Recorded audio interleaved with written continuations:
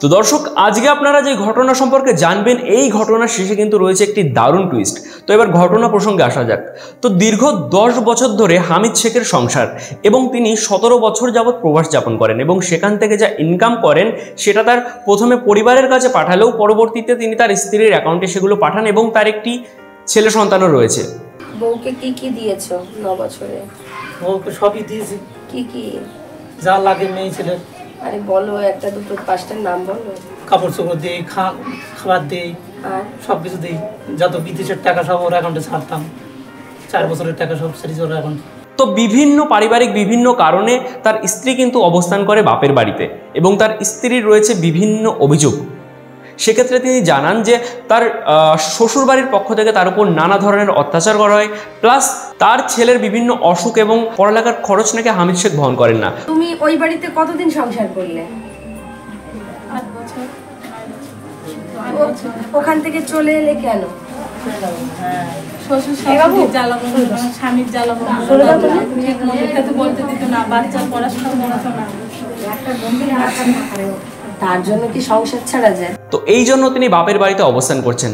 অপরদিকে হামিদ শেখের অভিযোগ যে তার নিজের চাচাতো ভাইয়ের সাথে তার স্ত্রী একাধিকবার পালিয়ে গিয়েছে।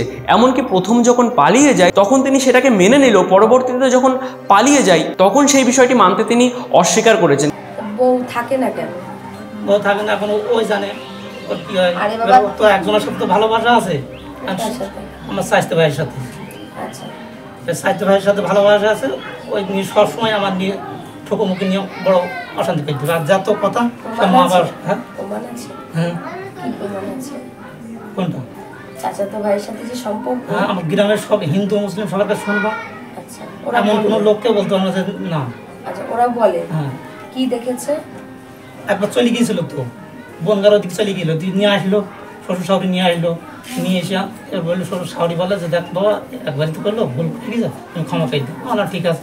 ছেলের মুখ পানে থেকে নিলাম, দিয়ে আবার ফের কিছুদিন 6 মাস থাকলো, আবার সে ধরাধরি হইলো। কি তখন ওই গ্রামের থেকে আমি বললাম আমি নেবো না, এরকম 2-3 করছে। দিয়ে আবার গ্রামের প্রধান বল দেখ তুই ছেলের মুখ পান দেখে আর তুই নে এবারটার মতন ক্ষমা করে। ও আমার হাত পাশে ধরলে যে এবার মতন ক্ষমা করে দাও। এটা কতদিন আগের কথা? প্রায় 1 বছর হতে গেল। আচ্ছা, বেশি দিন আগের কথা না? আচ্ছা, তাহলে হচ্ছে এই প্রধান হওয়ার আগের প্রধান ইনি জানেন, তাই তো এই বিষয়টা? আচ্ছা, আমি তখন ছিলাম বিদেশ থাকতাম, ওই বিদেশ থেকে চলে এলাম। 60-70 হাজার টাকা করে মাসে পাতাম। সব টাকা ওই কোম্পানির সাইডে আমার চলে আসতে বাধ্য হয়েছে। বউ এগুলো করেছে বলে? হ্যাঁ। কিন্তু সন্তান এবং পরিবারের কথা ভেবে তিনি তার স্ত্রীকে আবার ফিরিয়ে আনতে স্ত্রীর বাপের বাড়িতে অবস্থান করেন, এবং এক্ষেত্রে তিনি মহিলা সমিতির সাহায্য নেন। তো সমিতির মহিলারা উভয় পক্ষের অভিযোগ পর্যালোচনা করে তারা একটি সিদ্ধান্ত নেন, এবং সেই জিনিসটাই কিন্তু এবার আপনারা দেখবেন। তুমি এদেরকে একটু হেল্প করো, এই আশেপাশে শেষ প্রান্তে একটা ভাড়া ঠিক করে দাও।